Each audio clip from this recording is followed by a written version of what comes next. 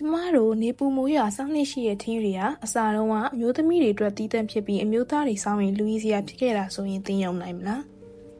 လွန်ခဲ့တဲ့နှစ်ပေါင်း3000ကျော်ရှေးဟောင်းအီဂျစ်နဲ့မက်ဆိုပိုတေးမီးယားမှာထင်းကိုနေပူဒဏ်ကာဝယ်ဖို့ပဲသုံးခဲ့တာပါဒါ့ပြင်ထီးဟာဂုံအဆင့်အတန်းနဲ့အာနာရဲ့ပြရုပ်တစ်ခုလည်းဖြစ်ခဲ့ပါတယ်BC 17ရာစုမှာတော့တရုတ်လူမျိုးတွေကစက္ကူထီးတွေကိုဖျောက်တုပ်ပြီးရေလုံအောင်စတင်ပြုလုပ်လာခဲ့ကြပါတယ်။အဲ့ဒီအချိန်မှသာမိုးတွင်းဆောင်းလို့ရတဲ့ထီးဆိုတာပေါက်လာခဲ့တာပါ။